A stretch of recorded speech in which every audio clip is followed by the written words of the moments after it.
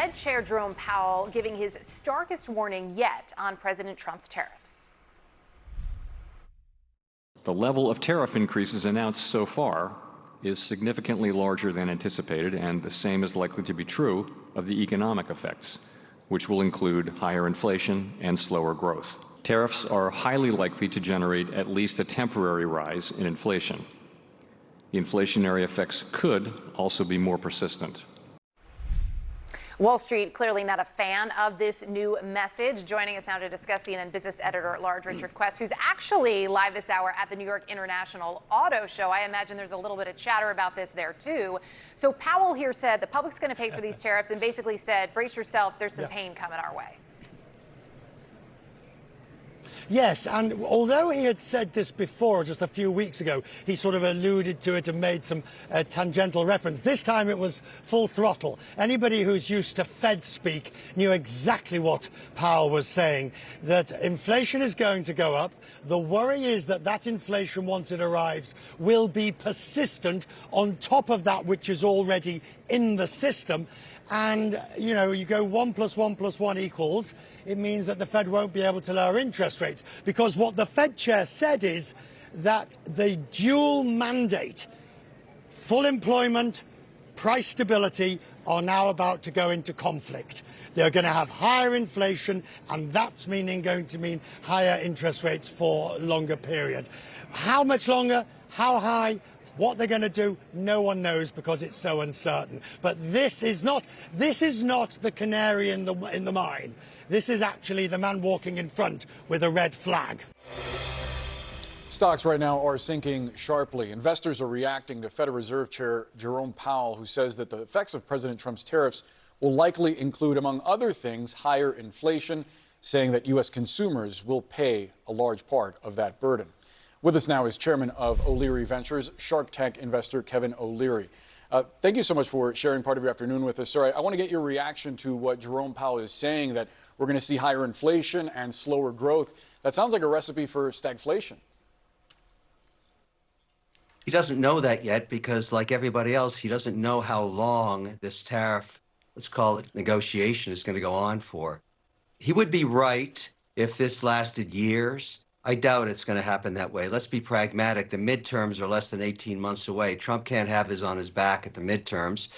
He risks losing a majority. So he's got to resolve this quickly, and that's why they're going at breakneck speed. No administration has ever tried to negotiate 60-plus countries at once, and that's one basket.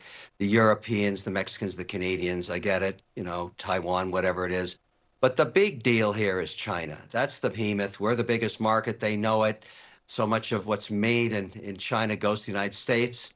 And so that's really the one to focus on. I think the rest is a sideshow because it's going to get resolved with probably equivalent tariffs or no tariffs at all. But the China deal, that's a big deal.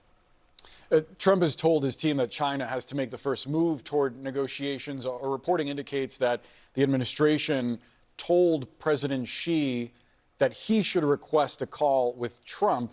The phone, as far as we know, is not yet rung, as Xi is touting these new deals with trade partners in Southeast Asia. Do you think he's blowing off the president?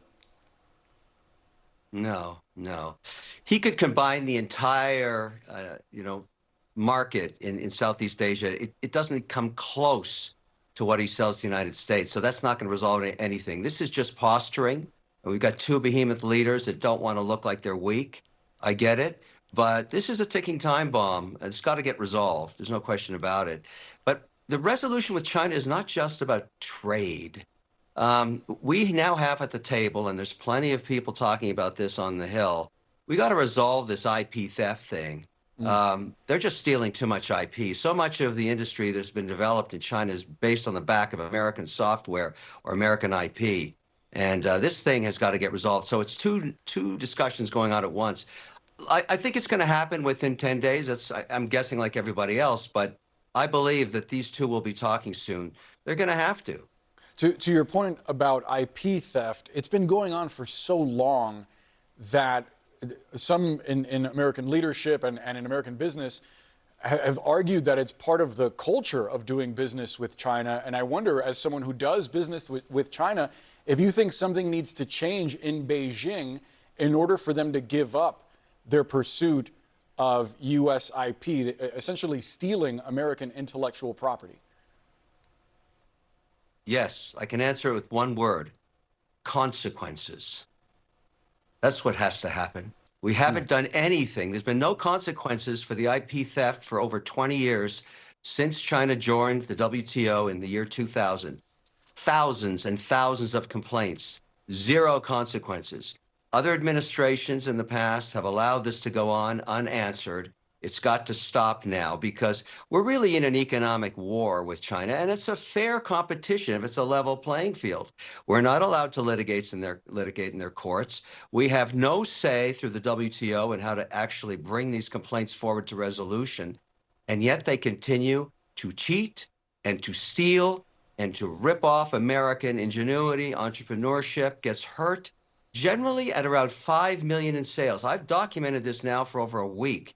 Brought it to the Hill, gave examples to Congress and the Senate, what's wrong here. And I'm really thankful on behalf of the millions of American entrepreneurs whose products have been stolen, ripped off, and then knocked off in China and sold back into the U.S. market at 30 to 40% discount.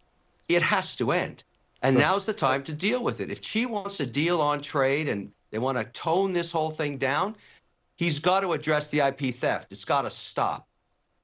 It hasn't seemed from their latest moves that the Chinese are eager to do that. And in fact, they've blocked U.S. access to rare earth minerals. Also, there was this announcement of a block of Boeing deliveries to Chinese airlines. I wonder, of all the levers that Xi has in his disposal to inflict pain not only on American producers but also consumers, which most worries you? I'd rather be on the U.S. side on this one because the truth is there are other solutions for rare earth minerals and resources, and it's called Canada. We got to resolve that problem. There shouldn't be any tiff with them. They've got everything the North American market needs, including energy, a massive amount of energy. We should do that deal anyways and just show China by combining the economies one way or another, not buying the country, forget the 51st state, all that stuff. The point is, if we get a union back on track there, we can go back to the Chinese and say, look, we have everything we need in the world's largest economy under democracy. Don't mess with us. That's what we should be doing, and we're going to get there. That's what I think is going to happen here. That's the signal on all the noise right now, and that would include Mexico, too. You think about these economies put together in a cooperative way, it's a massive opportunity. The Canadians have an election in less than 2 weeks. They'll resolve with a new prime minister, and he'll come back to Washington. We'll work it out. Isn't that what the USMCA and before that NAFTA was doing? I mean, you're essentially saying that President Trump's quest to make Canada the 51st state is just a bad idea, a dumb idea. What would your advice to him be on that? No. NAFTA and U.S. and all of these negotiations, want to call this NAFTA 3, that's how most people remember it, has nothing to do with security. This is a whole new world we're in. The deal that has to be contemplated now is economic might. That's what matters. And that may involve a common currency, just like the EU has, a passport system, that people have the ability to move freely across North America, as the indigenous populations do.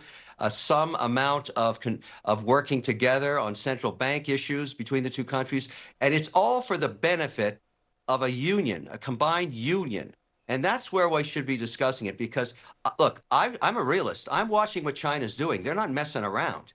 They're trying to catch up, and they're cheating and stealing to do it. We've got to show a gigantic behemoth economy that nobody can catch up to, and that would be a Canadian and U.S. union. Now, it's lost in the noise right now. There's so much rhetoric going on. But China, they got the long view. We got to get the long view, too. But meanwhile, we're the biggest. Well, when you're the biggest economy, you have strength, you have leverage, you've got the cards, and you have to squeeze heads until you get what you want. And that's what we've got to do. And squeezing heads means don't steal our IP, or there will be consequences. Now, you want to start thinking about what they could be. Economic consequences are going to Europe as well and shutting down China exports there, because that's the only way you're going to get their attention. They only understand economic strength and the stick. The stick is what they understand.